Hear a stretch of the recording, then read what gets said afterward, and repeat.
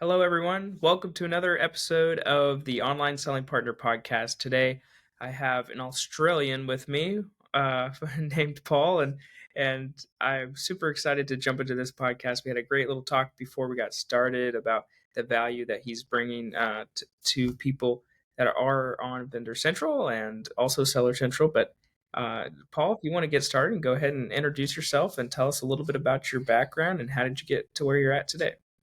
Yeah, look, thank you for having me on.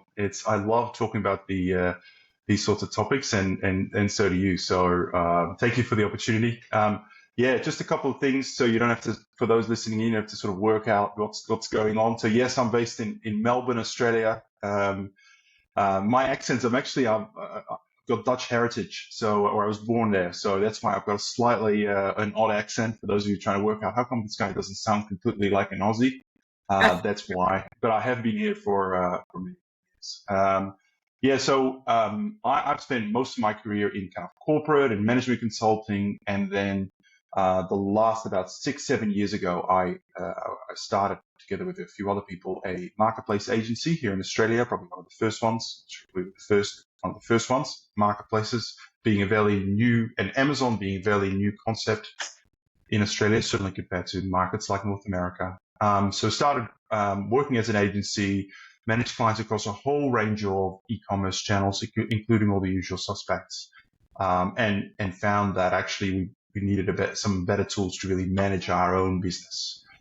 So out of that, Merchant Spring was born, and then about 4 years ago, we started this journey of transitioning away from an agency to becoming an analytics software platform. So that's what we are today.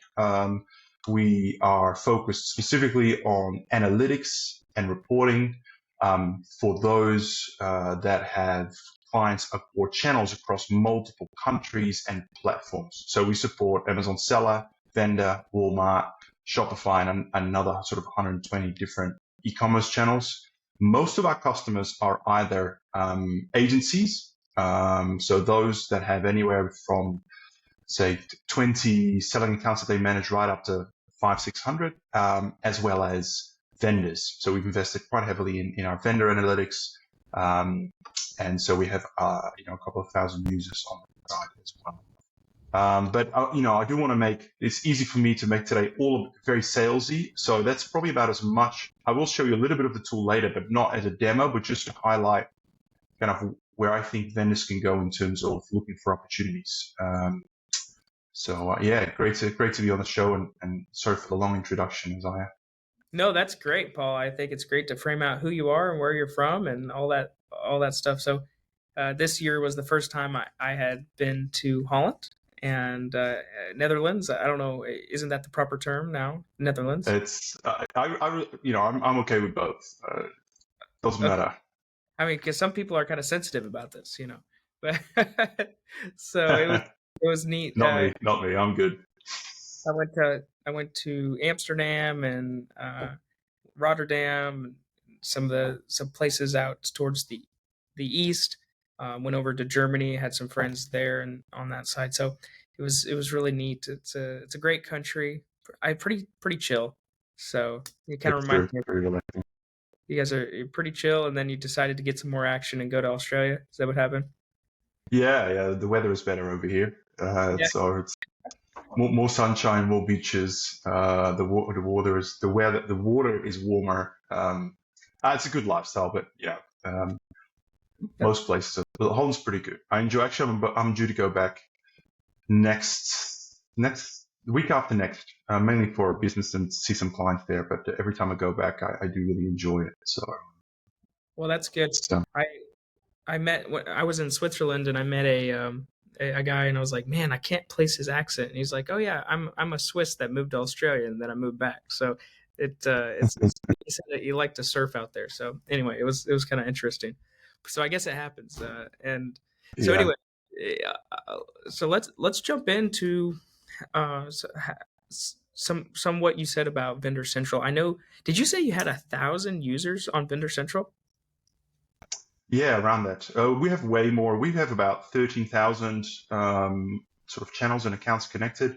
Wow. Um, Most of those are through agencies. So what agencies will do, they will they're our clients, and then they provide access to their customers via our platform.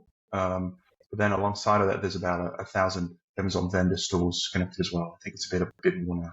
Yeah. And so those 1,000 vendor stores, could they be part of an agency's portfolio, or are they completely separate? A little bit of both. A little bit of both. I think from the agency perspective, we've seen in the last year a real uptake in agencies managing vendor clients. So Interesting. there's always been the vendor specialists Hmm. that have just done vendor, but certainly the agencies that are focused on the 3P side of things. We noticed this year they're starting to pick up a lot of vendor clients, and we're seeing that here in Australia. I'm seeing that in Europe. I'm seeing that in the US. Um, Interesting. and I think part of that is I think there's different reasons in different geographies. For example, the reason here in Australia is that vendors finally getting traction, and sort of the bigger CPG businesses are finally seeing purchase orders that are worth their while. So they're now starting to take it seriously, and hey, we need to get some external support here.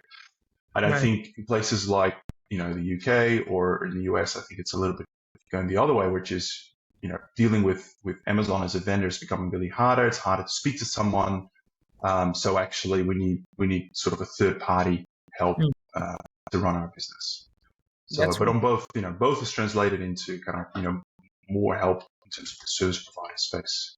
so. With one thing I think you're very, or you should be, very knowledgeable about, aggregating all of this data from so many different accounts, is you should be able to see where the market is going and where you're seeing, the profitability for accounts and all of these things, because all of this is in your analytics. So I would love for you to just go wild and tell us what's going on and where you see Vendor Central in 12 months from now, and just what brands can do to run a more better and profitable business. Yeah, yeah. Look, profitability is definitely the theme of this year, right? And across sellers as well. I would say um, like I think when we went through COVID, it was all about, how do I have enough inventory, and Yeah. advertising CPCs came down a little bit because, maybe there wasn't as much competition, but now like competition's right back up. Yeah. CPCs are going up. I think obviously what a lot of their vendors now cluing on to is this piece around chargebacks and claims, right? And really going pretty heavy after that. So businesses like ChargeGuard and like doing very, very well. Yeah. So what I wanted to do today, I wanted to sort of just share maybe 3 or 4 tips That's that vendors can then think about, particularly as they get ready for Q4. It's a pretty big piece there. There's obviously it's not an exclusive thing, but I do want to give them like some practical things that they can kind of walk away with. Wait, So wait a second. Do you guys have Q4 the same sales volume that we have here in America in Australia? I mean, it's different because it's summer there, right? So yeah, you have Christmas in the summer. yeah, sure. It is still a very busy trading period, so we still have Prime Day. Mm. Um, Cyber Weekend is becoming as large now, and then traditionally the ramp up to Christmas has been quite large as well. I think Oh, for us the big difference is January is a little bit like August in the northern hemisphere. Like people go away and they disappear for a month, so very hard to drive sales in January. But the rest of the ramp up looks very similar actually. Probably slightly different mix of products given summer versus winter. But yeah. But I love the other thing I'd say, I mean, I'm based in Australia, but actually 90% of our customers are actually either in the US or in Europe. So That's cool. we have a pretty good lens into what's happening in the northern hemisphere as well. Awesome. Yeah, I just had to know, is Christmas that big of a deal in Australia as it is here in America? But it sounds like Q4 is still very important. It's still presents are still a really big thing. Food is obviously still a big thing. We really hot, but we still like to like cook turkeys or big, big ham or something like that. So it's kind of we've kept a lot of the sort of I guess Anglo-Saxon traditions when it comes to Christmas. Although we do like to put things in the barbecue, as opposed to the oven. I think that's probably the key difference here. Nice. Well, yeah. So yeah, if you could keep going and share with us your tips, that would be great. Yeah. Yeah, cool, man. Let's see. I'm just going to share my screen. Hopefully that works. Go. Right. Just I hope that's coming through okay on your side there. Uh, for those that are listening, definitely explain what's going on. Yeah, okay, a really good point. No, thank you for reminding me. So, as I mentioned before, Merchant Street, we do analytics. So, we're right into a demo account. We've got lots of channels connected here. For example, you see Amazon vendor and seller accounts and eBay and Walmart and Mercado Libre and all that. And, ideas, we put all that together and crunch the numbers. But as I promised, I wanted to do a sales talk here. So I want to go straight into our Amazon vendor data, right? So I'm looking here at the performance of an Amazon vendor demo account. Yeah, And I want to sort of take you through, some of the tips and tricks in terms of what I would be looking for. Now, keep in mind, we grab all of this data via API. So actually, it does exist inside Amazon Vendor Central, right? So even though I'm showing you the platform, of course, I've invested interest in doing that. All this data is available inside Vendor Central. So it's not like you have to use Merchant Spring to do this. I just want to sort of share with you the concepts, and then you can go away and apply that to your own data outside our platform as well. yeah, So the first thing, and I'm going to keep it really short, maybe 3 or 4 things. But the first thing that I like to look at is a demand signal, right? As many of you know, if you go inside Vendor Central, and if you're a brand registered and you're an owner, you have access to the ordered revenue portion of your catalog. So Amazon will tell you, what are your glance views, what are your ordered units, what's your conversion rate, and the like. We pull in the same data here, we visualize it, but it's the same data. One of the things that when it comes to improving sales, and this is kind of my first step, is to think about your catalog and to ask yourself the question, okay, where are we going to optimize the catalogs, right? So just like on Seller Central, you can go and create better product listings and optimize your products either for search or for conversion. The real question is, how do I work out where to really optimize those?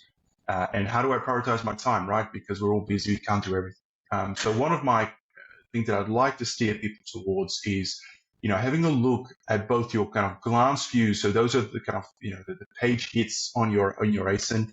Having a look at the glance views and your conversion rate. And now this is demo data, so the data is a little bit too homogeneous for my liking. But when you're doing this in your own Vendor Central account, the first thing I would say is sort your listings from glance views, high to low.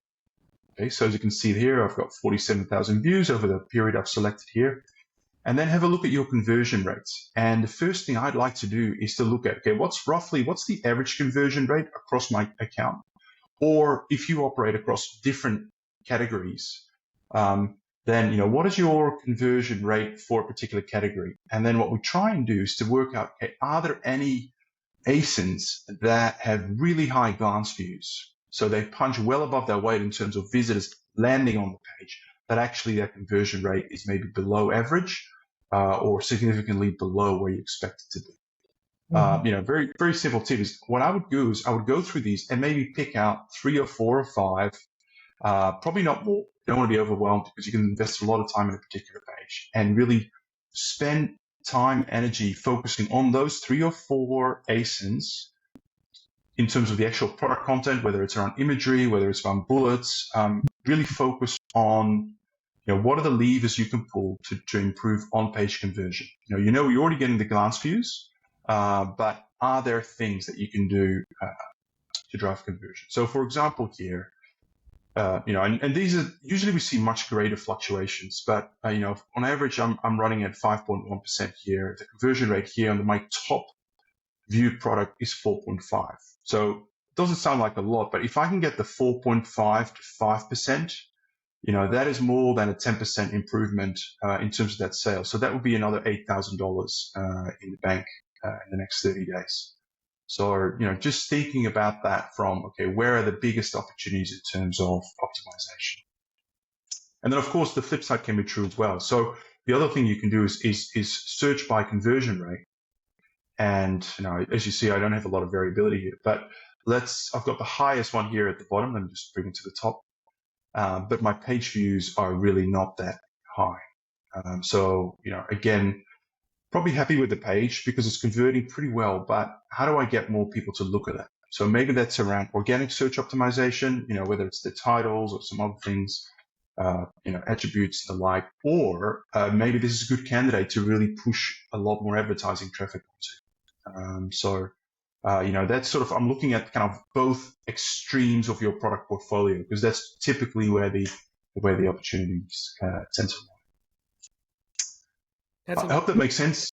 I think that's a great thing for everyone to do. I mean, if you're on Seller Central or Vendor Central, I mean, if it's a really easy way to look at your catalog and say, where should my focus be? And I think that's great. Yeah, no, you're spot on. I think the only thing I would say is, and maybe this is more a philosophical thing, but sellers are usually pretty active and they're always optimizing and doing all this. Whereas some vendors, and don't take this the wrong way, but some vendors can sort of get a little bit stuck in the mindset of, I've sold my stock to Amazon, it's Amazon's problem now, right? And becomes a little bit of a passive approach. And I guess part of what I'm saying here is, it's this old saying, right? If it's meant to be, it's up to me. So there's always, even if you're a vendor, there are things you can do inside your account to improve your performance. Yeah, I agree. So great. Now the second one is vendor specific, and that has to do with like ship revenue, right? So for those of you, if you're not familiar, but the way ship revenue works is Amazon will get an order in as we look in terms of order revenue, and they will then pick the inventory from what's in their warehouse and send it to that customer to fulfill the order. Now that's pretty straightforward. It's just that if you're a vendor, it could well be that Amazon has choices, right? So they may not always opt to send inventory from the inventory that you own inside Amazon. So they could be sourcing from a distributor, for example, or what we see a lot in Europe, and we see that a little bit in the US as well.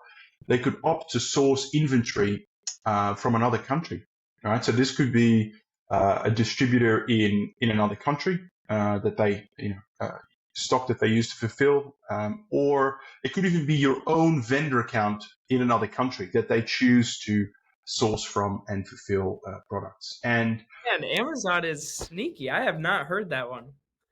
it's we see this a lot, particularly in Europe. Even if you're, it's kind of sort of part and parcel with the PIX program, but Amazon will kind of arbitrage, right? So if they can, let's say, this is kind of a bit of an extreme example, but typically because the way CPG businesses are set up, many of them certainly that still operate in a traditional way will have different sales teams and sales organizations by country, and they all negotiate their own kind of costs and trading terms with Amazon, at a local country level. So, if you put yourself in perspective of Amazon, all of a sudden you have access to different cost prices for the same SKU, right? So now you can start to play a little bit of that arbitrage game in terms of, hey, do I send things over here or there, or what does it look like? Which is really, really interesting. That is super interesting. I love this. And of course, when you get to retail analytics, one of the ways we try and get at that picture, and we can't produce a perfect picture, but is by start to look at the differences between, like, what your sourcing view is, so the inventory that is sourced from the stock that you own inside your warehouse, say in the US, and what's the manufacturing view, which is, what's the view, everything that Amazon has shipped out. To cut a long story short, one of the things that we do is we try and put things together. Okay, so we try and merge both data sets to try and give you a view of where are the opportunities, right? So I'll talk you through. This is a very complex topic, and most of the time when I try and explain this, I get stuck, but I will try this again here. And I'm going to slow down just so I understand what you're about to go into. Is basically you have, if I'm a brand and I sold 100 units to Amazon out of my US Vendor Central account, but Yeah. Amazon sold 200 units, then there's a problem? Is that what we're looking Yes. at? Oh, okay. Yeah. All Yeah. right. Yeah. That's exactly right. So, um, let's just walk through, like, rather than going through these summary sets, let's walk through an example here. So this particular product here, obviously this ACE in here, what we are saying here is we've lost 571 units in the last 30 days. Now, what does it mean? Is that Amazon, so Amazon may have shipped 500 units from your inventory, but they've shipped 1,071 in total. So they've sourced 571 from somewhere else. Wow. And can Um, that be lost by third-party sellers also? Is that an no, option? this is just coming from Amazon retail, right? So Okay. just Amazon retail. So this is Okay. either sourced from, usually the two main cases are either sourced from another distributor in the same country that supplies the same product, Interesting. or Amazon has imported these products from another country where you may be supplying them. So Amazon does a little bit of parallel import here. So what's the so what here is really a few things. Unfortunately, we can't actually tell you who it was because we can only compare your performance as a vendor compared to kind of the total pie. But what we can say is, what if Amazon had sourced that volume from you directly, what is the incremental COGS that you would have gained? So what's the size of the price? And what we can also derive is, what is the implied unit COGS of the other party that's Amazon sourcing from? Now, as you can see here, this is demo data. This is actually slightly higher, but you do see differences between what's your average unit COGS and what is the unit COGS for which Amazon sources that product elsewhere. So we sort of are able to reverse engineer this particular item here based on the total manufacturing view and stripping out our view of the COGS. So it gives you some insight as to, actually is Amazon sourcing from a way, from much more attractive option financially So you're here. basically with your analytics, you're trying to figure out how much uh, Amazon is sourcing the product for compared to us. Yes, yeah, we can do that. That's super interesting. Yeah, and I think that's incredibly valuable. And I think a lot of vendors, this might be a problem they don't know they have. It's well the way. I mean, Amazon doesn't.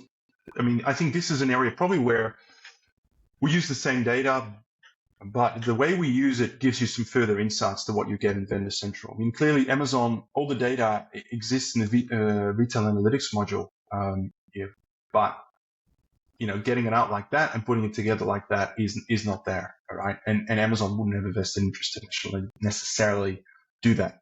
In a way that's kind of useful. I think I would say, so what's the so what here, right?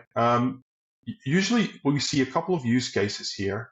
If you do have a vendor manager or like an AVN. And just for the audience that doesn't know, define AVN. So I should say AVS. So Amazon has a program along the side called Amazon Vendor Services, where essentially you can pay Amazon a large amount of money to get inside support. So you get your person that lives inside Amazon and can essentially do things for you. Very handy, very costly. Is it similar But to Amazon SaaS, strategic yeah, accounts? yes, yeah. So SES, I would say SES is like the equivalent on the 3P side. Okay. Um, but AVS, so Amazon Vendor Service, and it has iterated different names for a while. Exists on the vendor side. Okay. Um, it actually a lot of our vendor clients normally the headline response. By the way, I'm going off topic a little bit. The headline response when you speak to vendors like, "Oh, it's so expensive. It's not worth it." And in a way that's true.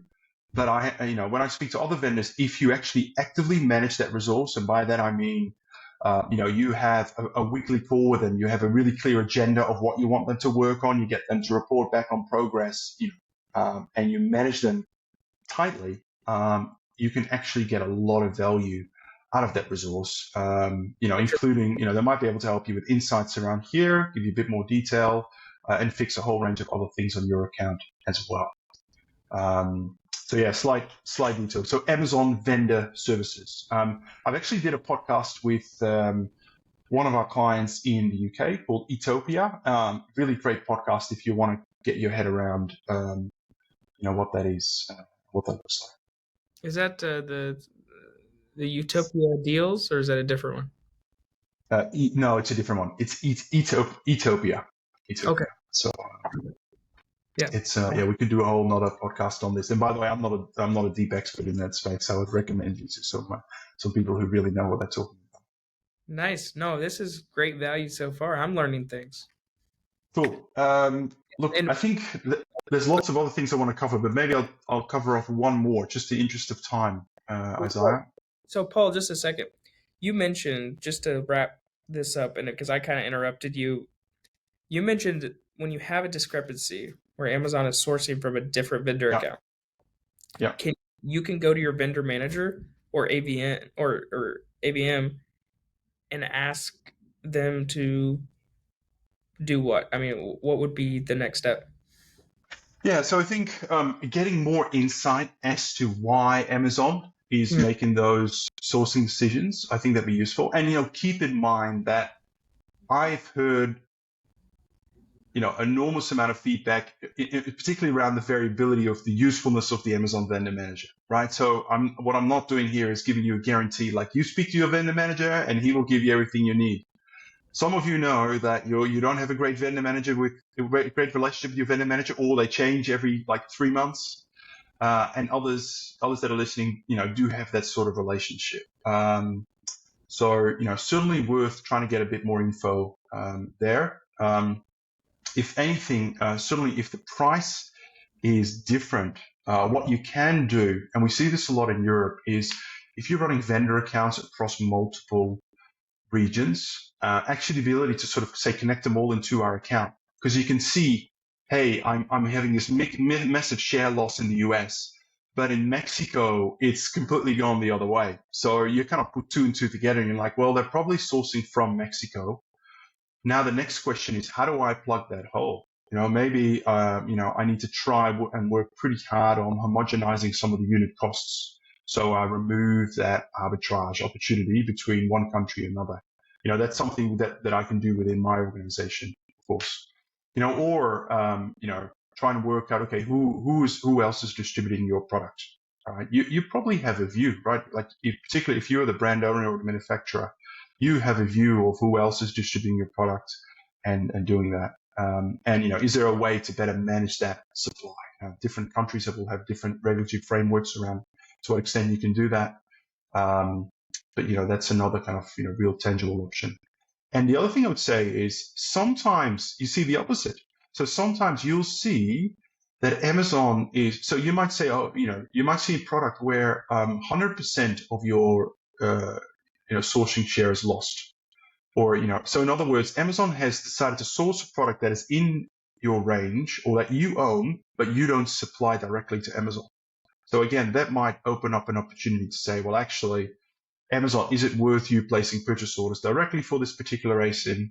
We can supply directly. Might be able to do it more affordably, and it would go straight to your, your ship cogs, obviously. Very interesting. So yeah, it is. Look, of course, there's always this philosophical question, which is, if you're truly the manufacturer and the brand owner, and all these products leave your factory, and that means someone's paying for them at some point, maybe you don't care as much, right? I suspect if you're the salesperson responsible for the Amazon relationship, you care a lot. If you're the CEO of the business, maybe you care a little bit less.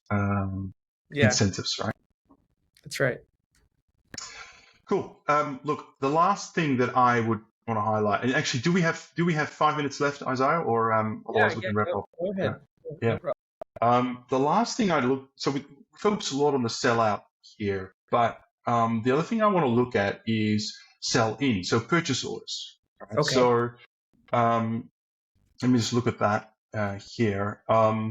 look, there's so many different angles and ways to get into this, but I think there's really two big questions that I always like to ask. The first one is more kind of macro level. So, for example, you can look at your products, or even define them into custom groups and say, look, I want to look last quarter compared to say last year. Where are the ups and downs? I don't have any data here, so let me pick a different comparison period. Where are the ups and downs, and are there any any of my products where Amazon is really reducing the amount of purchase orders they're placing? Now, as you can see here, this is all looking quite nicely. It's all up, so it's a bit of a rosy picture. That happens when you produce demo data. It all looks too good. But if you were to look in this in your account, invariably you're going to see some reds here, right? So that then raises the interesting question, okay, Amazon in the last quarter has really reduced purchase orders on a particular product. Why is that? Is there a reason for that? A lot. So there's kind of an insight there. I think when it comes to purchase orders, of course, just like we saw around the sourcing share and manufacturing versus sourcing, there can be a bit of a leaky bucket. In terms of purchase orders, there can be a leaky bucket as well. For those who sort of on the supply chain side of this, probably know this much better than I do, but what happens is when Amazon sends a purchase order, they may send one for 100 units. Then as a vendor, I might say, well, I'm going to accept 90 because I don't have all the stock. So I'm going to kind of, reject 10 of that. And then when I send those 90 to Amazon's warehouse, Amazon may tell us, oh, we've only received 85. So another 5 have got lost in transit. Now there's charges and chargebacks and recoveries and a big question around that. But for me here, the question is even simpler, which is, if you think about, there's kind of two leaky buckets here. So there's what Amazon submitted and what you've accepted. So, what's your confirmation rate, right? Are there purchase orders, or, even more importantly, are there SKUs where you're consistently not hitting your 100% confirmation rate? So it's basically what you're saying is you're not responding to the extent that Amazon wants you to respond to their demand. Right? So there's definitely an opportunity there. And look, it may well be that there's an issue, in terms of your own upstream supply chain that you're continually short, or there's a bit of, different retailers pulling at your stock levels, and Amazon ends up being kind of the, split it like musical chairs, the last person standing. Nevertheless, here's an opportunity to improve your purchase orders right off the bat by trying to get to that 100% confirmation rate every single time. Yeah. And on the flip side is obviously then here's the receipt rate, right? So is Amazon receipting 100% of what you thought you sent to Amazon? Again, when it's not the case, there's a lot of energy involved in sort these things and get your money back. And yes, there are a lot of businesses out there that do a great job helping you recover that. Nothing wrong with that, but wouldn't it be better to avoid it in the first place? Because it means you're just going to have the COGS and you're driving the sales. So again, really good to look at what are those trends in terms of the receipt rate, or sometimes we call this the fill rate by purchase order, but even more interesting to look at it by product, because usually the issues tend to be product specific. Maybe it's down to the packaging, or the way you're labeling, or the way you're stacking the pallet as it is received. So, certainly, really good opportunities to improve your COGS as well on the sell-in part of your Amazon vendor account. That's awesome. This is some. Let me leave it here, Isaiah, because it's there's a lot probably to digest there, and some of these vendor topics are a little bit more, I think, conceptually trickier than on the seller side. So let me pause and maybe just open up and see what questions you have. No, I think that what I've learned from your last tip here is definitely the confirmation percentage. If you can make it 100%, then Amazon's going to send you more POs, and we all want more money. So, I'm sure That's it. That's you got to feed the machine, right? Keep Amazon happy, you'll be happy most of the time. Yeah, exactly. Most of the time. So I think this is huge, and this is some great tips for vendors, and a lot to learn. So, what about calculating profitability? I'm just going to go there. So vendors calculating profitability versus sellers calculating profitability are two way different things. There seems like there's so many more variables, or a lot of variables on the vendor central account, where it can look like people are just saying, okay, my shipped cost of goods, that's how much money I'm actually making. Well, there's so many more things that you need to be looking at, and I don't think a lot of people are really getting into the data and looking at it. So tell us a little bit of your thoughts on calculating profitability if you're a vendor. Yeah, sure. Look, uh, I wouldn't necessarily agree that that's calculating profitability is easier on the seller side. Actually, I'm doing a talk on this at a conference next week, and I've just counted it. Like, we're receiving 192 different fee types, for example, on the seller side right now. Amazon keeps, and not all of them apply to all regions, by the way, but they're certainly trying to navigate through that and getting to some sort of product level profitability is pretty challenging. Vendor is actually hard because the data it's not like Amazon feeds you one stream of data where you can piece everything together. And some things are fairly opaque. And to be fair, like, we haven't fully built that out. It's on our roadmap, and we're looking at it. But the way I would start to look at that, I mean, a good place to start is, again, let's go back to the ship revenue.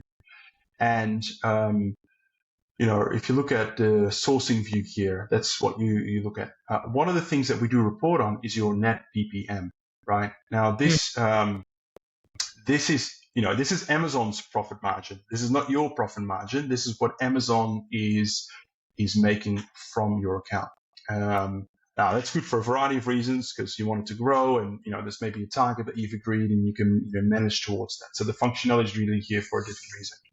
But what this does allow you to do is show you kind of what's your net COGS, and we should probably put a calculation here. But essentially, you can go ship revenue, and use the other half of this percentage, because that is your net COGS after your unit COGS, after all the rebates and various other things that flow. Most of it flows to you, of course, at least in terms of the trading terms. So that will give you a relative sense of profitability. Of course, we're not done yet, right? So you then have to take this number and subtract your own unit cost for that. And depending on what you want to factor into that, there's of course your shipping cost to the Amazon warehouse, and then there are all these big bucket of invoice discrepancies, chargebacks, and other things that continually hit your account that are outside of this particular calculation, because they're not part of your standard rebates and trading terms. There are all these sort of things that come after the fact, and that's probably the hardest piece to get a handle on. All those. I'm assuming most vendors will have a good idea of what their own cost for a product is and how much it costs to ship things to Amazon. So those two components are fairly easy.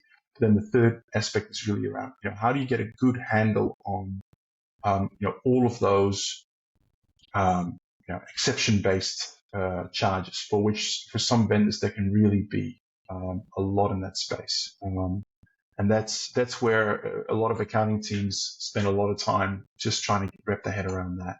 That's probably the hardest piece to solve in terms of how do you not just take that in, but how do you take all that information and then attribute it back to either purchase orders or ASINs, so that you get a true view of profitability at the purchase order level or at the SKU level. Yeah, no, I think it's a great topic. I think there's a lot of people out there that aren't really looking at all the numbers, and so because Amazon makes it complex, I will say that. Yeah, Hmm. yeah, um, All yeah. right. They have little incentive, right? So. So, what's one last thing you want to leave the audience with today, Paul? I would say, I mean, there's lots of things, but probably the main thing I would do is I would go back to where we started, which was, and this applies to seller or vendor as well. Um, Profitability on Amazon is really hard this year. Um, or relatively harder than it has been in certainly the last 3 years. So I think the first thing that I would encourage everyone to do is make sure that you are confident that you are making money. And it's not to say, hey, you should stop selling on Amazon. Mhm. But don't, just because your sales numbers look fantastic, don't assume that you're actually making money. And I don't want to be too much of a pessimist, but get some tooling. There's lots of other great tools out there. It doesn't have to be Merchant Spring, but make sure you understand you're making money. And if not, the good news is there's lots of levers available to improve your profitability. But make sure that you're making a decent contribution at the bottom line, because running an Amazon vendor account or a seller account is hard work, arguably much harder than some of the other e-commerce channels. People may disagree with that, but it's certainly not a part-time hobby anymore.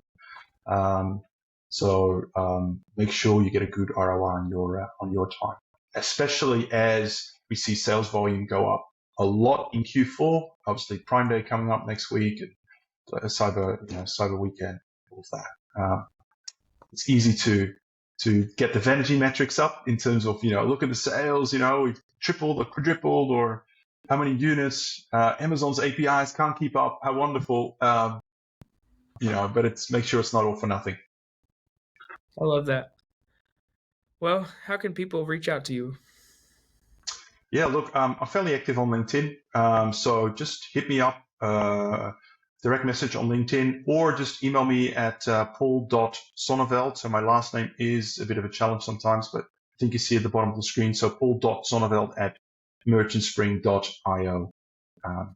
So yeah, very happy to talk more to vendors, more to anyone else listening, and wants to go a little bit deeper in terms of what we've covered today. I love it. All right, well, I will wrap it up, and I'm super glad you came on today, and I'm sure this won't be the last time that we'll be together. Thanks for the opportunity, Isaiah. I really appreciate it. And thanks for Absolutely. listening. Thank you. Hey, if anybody got value from this, please share it with a friend.